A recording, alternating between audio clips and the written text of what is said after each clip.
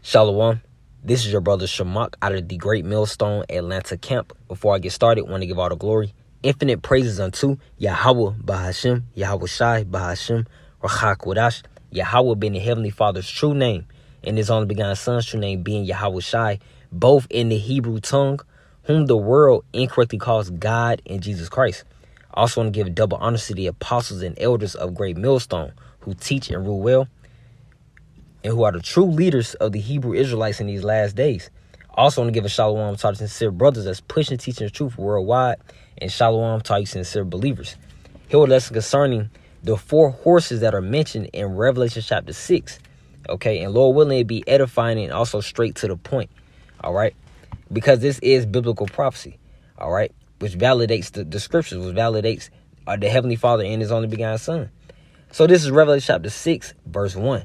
And it reads, "And I saw when the Lamb opened one of the seals, and I heard," and we understand according to Revelation chapter 5, the previous chapter, Yahweh Shai, He loosed the seals of the scriptures. He loosed the understanding of these scriptures. You know, the reason why we can even understand it to this very day that we're living now, in these last days before Yahweh Shai returns. You know, for deliverance for the elect of the Israelites, and also for the destruction of these other nations, also the wicked of the Israelites. All right. But verse 1 one more time, it says, "And I saw when the Lamb opened one of the seals, and I heard, as it were, the noise of thunder, one of the 4 beasts saying, 'Come and see.'" All right, verse 2. All right, and remember, this is John receiving those revelations, those visions on the island of Patmos. But verse 2, it says, it reads, I saw, and behold, a white horse, and he that sat on him had a bow, and a crown was given unto him, and he went forth conquering and to conquer. All right, and that horse symbolizing power. All right, and the symbolism of white is meaning of purity. Okay, so this is that pure power. All right, coming forth to conquer. You know, conquering and to conquer, man. All right, who's that's mentioning? That's the symbolism of Yahweh Shai. All right, the savior of the Israelites. Okay, point blank, period, straight to the point. But let me grab Revelation chapter 19. Let me get, Revelation chapter 19, I'm going to start at verse 10. And it reads, "And I fell at his feet to worship him. And he said unto me, See thou do it not. I am thy fellow servant, and of thy brethren that have the testimony of Yahweh Shai. Worship the Most High, for the testimony of Yahweh Shai is the spirit of prophecy." Verse 11, "And I saw heaven open, and behold, a white horse." That white horse again. It says, "And he that sat upon him was called Faithful and True, and in righteousness he doeth judge and make war." And that's exactly what Yahweh Shai is about to come back to do. All right, judge, man. All right, he's not coming back with you know what? Let me get Matthew chapter 10. That just popped up in my head. Matthew chapter 10, verse 34. It reads, this is Yahweh Shai speaking. It says, "Think not that I am come to send peace on earth. I came not to send peace, but a sword." So the Lord is about to return. Yahweh Shai, the Heavenly Father, Yahweh, is about to send His only begotten Son, Yahweh Shai, to return for judgment. All right, to put wicked individuals to death. All right, in great biblical proportions, man. Great amount. All right, great amount, man. Great amount of people are about to get judged in these last days we're living in now. All right, but it's up for our people, the Israelites, for you Negroes, Latinos, you Native Americans, to take heed to the scriptures, take heed to the warning. All right, take heed to the prophecies. You know, as such that I mentioned in Revelation chapter 6. All right, as this white power. All right, that pure power. Okay, Yahweh Shai. Okay, so on to the next verse. This is Revelation chapter 6, verse 3. "And when he had opened the second seal, I heard the second beast say, 'Come and see.' And there went out another horse that was red, and power was given to him that sat thereon to take peace from the earth, and that they should kill one another. And there was given unto him a great sword." All right, so now this power, this horse was red. All right, and it's not Job chapter 9. Straight to the point. You know, these certain scriptures become redundant, but these reminders must go out. All right. This is Job chapter 9, verse 24. "The earth is given into the hand of the wicked. He covers the faces of the judges thereof, if not where and who is he?" All right, so this is pertaining to the wicked. All right, that rulership the Lord allowed the so-called white man, these Edomites, to rule over the earth, especially over the Israelites, for our punishment, for our judgment. Because why? We turn our back against the Lord by serving idols, by not following the laws, statutes, commandments that are written in the Holy Scriptures. Simple as that. But also showing more symbolism of that red power is mentioned in Genesis chapter 25, straight to the point concerning Esau and Jacob. This is Genesis chapter 25, verse 25, and it reads, "And the first came out red all over like an hairy garment, and they called his name Esau. And after that came his brother out, and his hand took hold on Esau's heel, and his name was called Jacob. And Isaac was 80 years old when she bare them." All right, so Esau, it had to be emphasized that he came out red. All right, because that's rare. You know, non-melanated, the only non-melanated nation truly on the earth. Because even I'm talking about Japanese. Even the Chinese and the Japanese, you know, are have a little melanin within their pigmentation, but the Esau has none at all, because that's a curse that the Lord has put on him. That mark, you know, made to make it easily identified as the enemy in these last days, for us to easily understand what the scriptures, simply what the scriptures say, you know. But going on down, this is Genesis chapter 25, verse 30. Just more symbolism concerning that red horse, you know, that power that symbolizing Esau, Edom, the so-called white nation, man. It says, "And Esau said unto Jacob," Jacob being a forefather of the Israelites, or the 12 tribes of Israel, all right, that bloodline of Abraham, Isaac, and Jacob, that's the chosen bloodline of the Lord, okay? And Esau said to Jacob, "Feed me, I pray thee, with the same red pottage, for I am faint." Therefore was his name called Edom. All right, so the reason was given of why that name was called Edom, man. All right, and then in the blue letter, or Salakia, within the Hebrew, for Edom is Adawan. All right, Adawam, Salakia. Okay, meaning what? Edom meaning red. Okay, Idumea. All right, descendants of Esau. All right, the so-called white people today. All right, straight to the point. But going, you know what? Let me go a few chapters over, because it mentioned that what in Revelation chapter 6. You know, I should go back to Revelation chapter 6. That's what I should do. Verse 4. What it mentioned also what that power was red. It says, "And there went out another horse that was red, and power was given to him that sat thereon to take peace from the earth." Because they're wicked, man. They're evil. All right, and it's not too hard to see. If you can't understand that, then the Lord truly has spiritually blinded your eyes, and truly spiritually blinded your mind. But he says, "Was given to him that sat thereon to take peace from the earth, and that they should kill one another. And there was given unto him a great sword." Now, who was that great sword given to? Genesis chapter 27. Let me start at verse 38. All right. It reads, "And Esau said unto his father Isaac, Hast thou but one blessing, my father? Bless me, even me also, O my father." And Esau lifted up his voice and wept. And Isaac his father answered and said to him, "Behold, thy dwelling shall be the fatness of the earth." And that's exactly what Esau does have, man. All the resources, all the power, all right, all the dominion over these other nations. He has it. It says, "In the dew of heaven from above, and by thy sword shalt thou live, and shalt serve thy brother. And it shall come to pass, when thou shalt have the dominion," which is rulership, "that thou shalt break his yoke from off thy neck."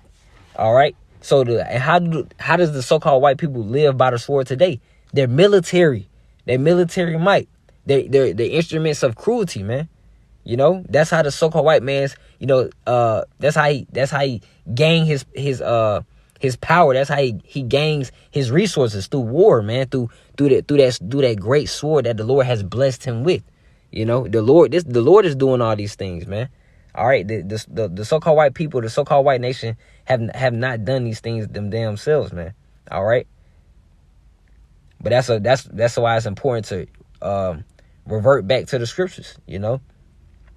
So let me get Habakkuk chapter 2. That's also referring to Esau, Edom. This is Habakkuk chapter 2, verse 4. "Behold, his soul which is lifted up is not upright in him, to take peace from the earth, to live by that great sword. It says, but the just shall live by his faith. All right. Verse 5. Yeah, also because he transgresses by wine, he is a proud man. We're dealing with a proud nation. A proud nation does rule over us. It says, neither keep it at home. All right, because the so-called white man wants to conquer everything on the planet Earth. That's why he has military bases in damn near every country there is on the earth. All right, especially But continuing on, it says, who enlargeth his desire is hell and is as death. All right, that's the spirit, the so-called white man. That's the spirit they carry. Just look at the example of these past couple years within, starting off in 2019 on now to currently we're living in 2022. Just carrying that spirit of death, not trying to seek any, remedies or cures. No, they just pushing death. But it says what? It says it cannot be satisfied. That's why the so-called white man, all right, Esau, Edom, all right, the ruler in there, they want that agenda and that plan to what? They want full control over your bodies through the implementation of that technology being implanted into your skin. He cannot be satisfied. He has everything, still cannot be satisfied. That's scriptural. It says, but gather unto him all nations and heap unto him all people. That's what you have here in America. Just everybody, everybody come in. We want dominion over everybody. We want ties with everybody. That's what you see. But that's the characteristics of the red horse, Esau, Edom. Okay. So going back to Revelation chapter 6, on to the next verse. This is Revelation chapter 6, verse 5. And when he had opened the third seal, I heard the third beast saying, come and see. And I beheld and lo, a black horse, and he that sat on him had a pair of balances in his hand. Now, black already symbolizes this as in white. It's in contrast. White symbolizing purity, black symbolizing that darkness. All right. So I'll read it one more time. And when he had opened the third seal, I heard the third beast say, come and see. And I beheld, and lo, a black horse, and he that sat on him had a pair of balances in his hand. I wanted to emphasize or pinpoint that word balances. Let me see if I wanted to get yep. Balances in balances in Revelation chapter 6, verse 5, that is. Okay. Zygos. All right, it says, let me just go down. Well, it's right here. It says to join. Look, it says to join, especially by a yoke.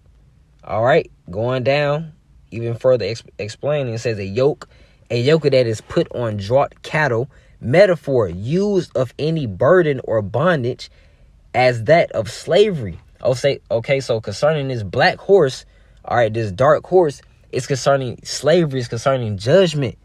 All right, that's exactly what this horse is going into. All right, and then just to pinpoint or emphasize that yoke even more, it's mentioned in the curses. That's how we draw ourselves back and prove that we are the people of the scriptures. All right, because of the chapters of Deuteronomy chapter 28, or the verses of Deuteronomy chapter 28, I should say. All right, but going straight to the point with Deuteronomy chapter 28, verse 48, it reads, Therefore shalt thou serve thy enemies, which the Lord shall send against thee, because why? We turn our back against the Lord. It says in hunger and in thirst and in nakedness and in want of all things. We have to go to the so-called white man for the one of all things. We pay water bill, we pay the gas bill. All right, we gotta go. He owns the clothing, factories and whatnot. Man, we gotta go to him for the one of all things. He owns the grocery stores, food. All right. All these such things, man. It says we're not independent whatsoever. All right. And it says, and he shall put a yoke of iron upon thy neck until he have destroyed thee. Okay. So it has not the so-called white man done that to you Negroes, Latinos, you Native Americans who are scattered all throughout the world. All right. Through slavery. All right. Through physical hard bondage, man. Captivity. Do tortures, butt breaking, everything you could. Lynchings, everything that you can name, man, has been done. And that's what this black horse represents, that slavery and that judgment. Okay. So going back to Revelation chapter 6. Go up. Revelation chapter 6. On to the next, verse 6. And I heard a voice in the midst of the fourth beast say, a measure of wheat for a penny, and 3 measures of barley for a penny, and see thou hurt not the oil and the wine.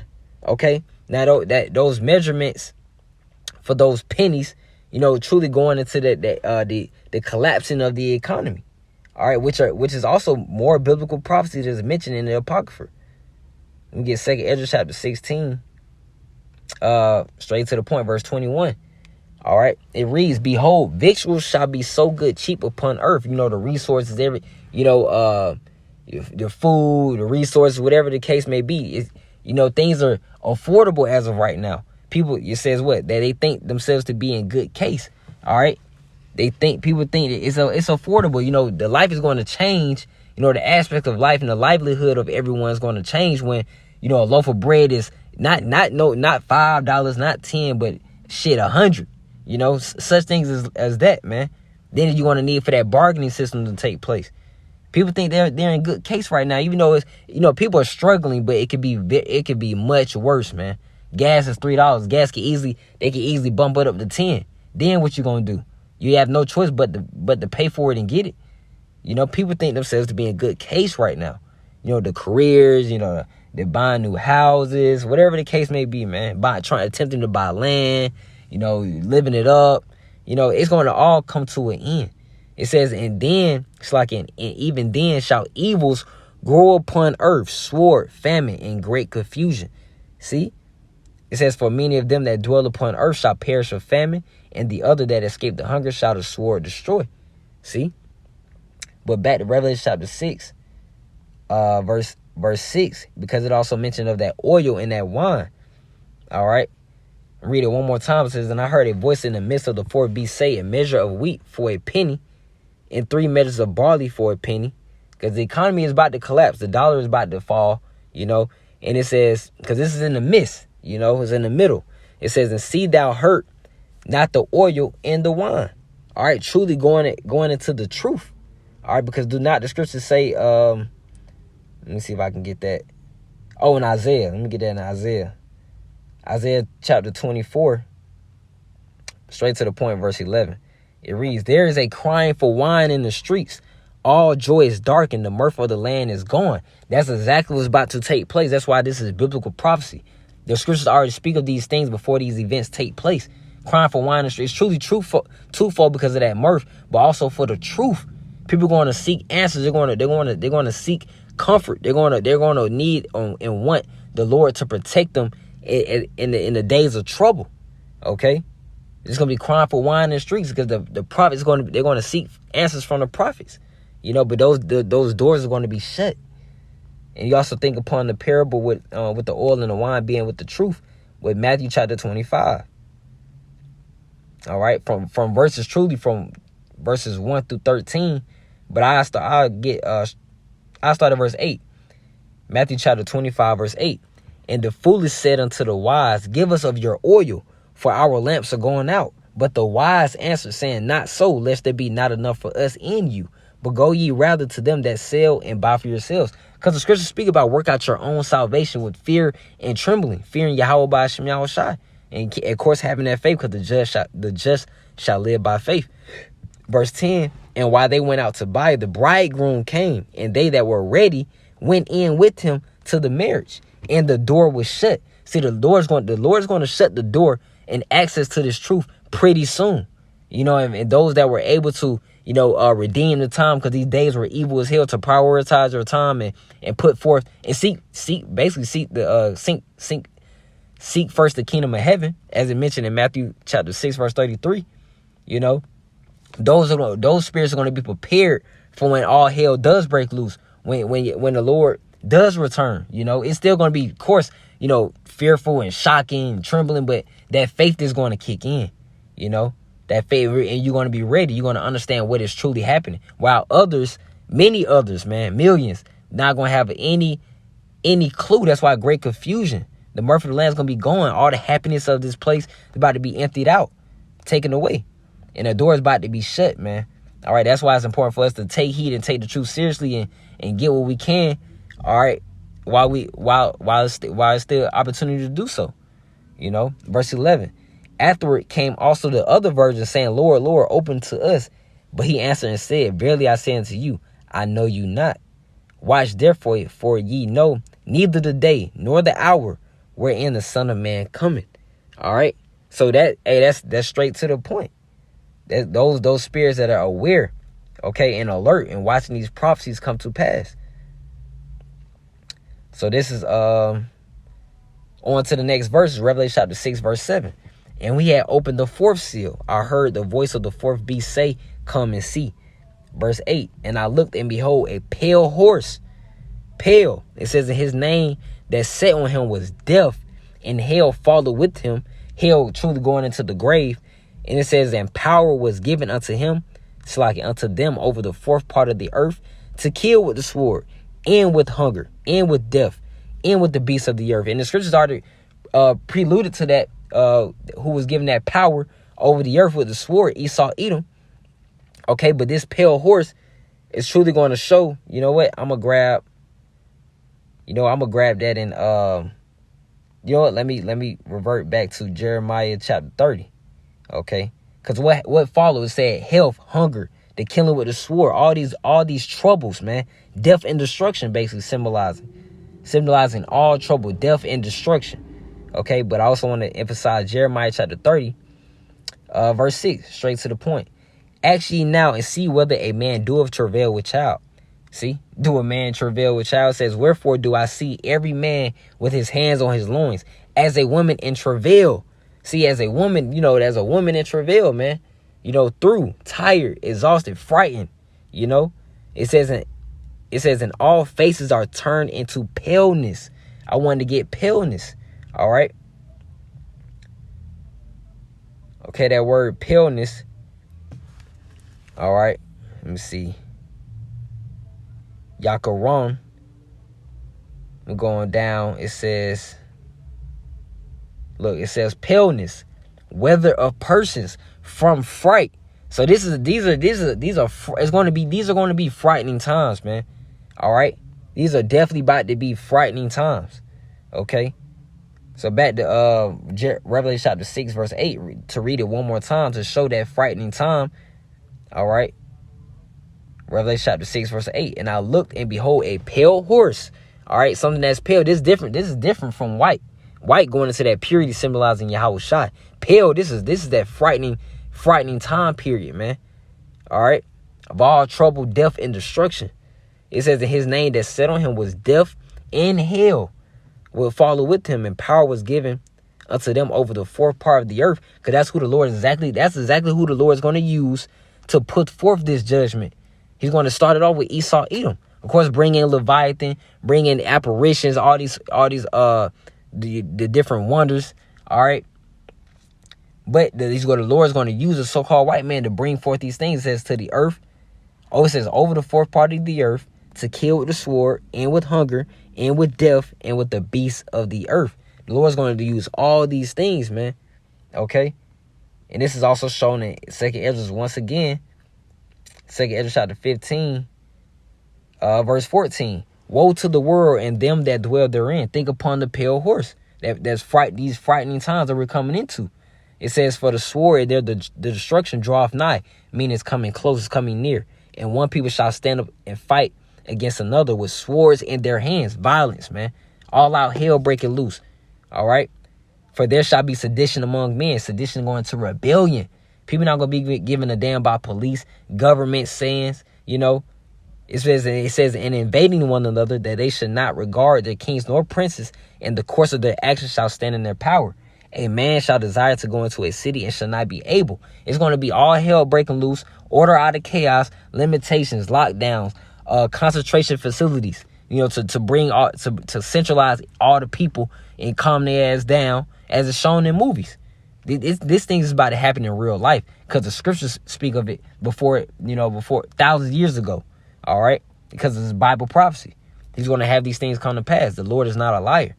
Verse 18, for because of their pride, the city shall be troubled, the houses shall be destroyed, and men shall be afraid. That goes back to that paleness, man, being frightened. It says whether a person's frightened, man.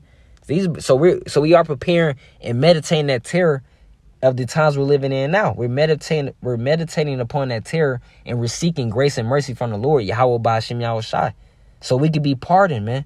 So we can be exempt from judgment concerning the exemption, the mark of exemption, with the Hebrew term being tawah, meaning exemption from judgment.